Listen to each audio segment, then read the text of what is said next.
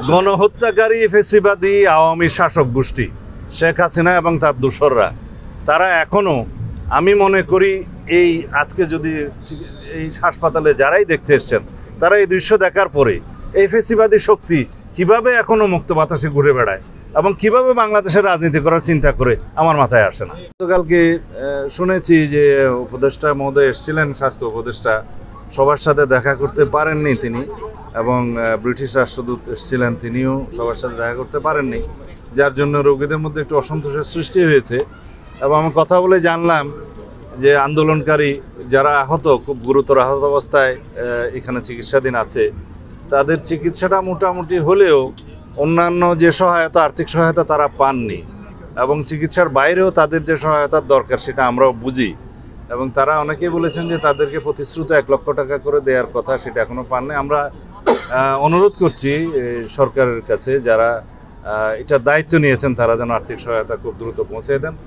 আমরা গত রাত্রেই আমাদের নেতা, আমাদের দলের মাননীয় ভারপ্রাপ্ত চেয়ারপারসন জনাব তারেক রহমান আমাদেরকে নির্দেশ দিয়েছেন, এবং এই রোগীদের জন্য উনি তাৎক্ষণিকভাবে আমাদের কাছে 5 লক্ষ টাকা প্রেরণ করেছেন। ডাক্তার রফিক সাহেব আছেন স্বাস্থ্য সম্পাদক দলের, ওনার হাতে দিয়ে যাচ্ছি। উনি প্রত্যেকের কাছে যার যতটুকু প্রয়োজন উনি একটা বিতরণ করে যাবেন এখনই।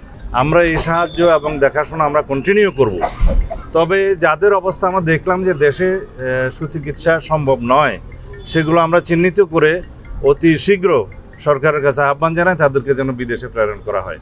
বিশেষ করে যারা চোখের আঘাত নিয়ে আছে, যারা এখানে দৃষ্টিশক্তি হারিয়ে ফেলেছেন এবং এমন কিছু ইনজুরি আছে শরীরে যে এখানে সুস্থ চিকিৎসা বাংলাদেশে হয়তো এত উন্নত চিকিৎসা সম্ভব নয়, তাদের প্রত্যেককে বিদেশে প্রেরণ করার জন্য আমরা আহ্বান জানাচ্ছি।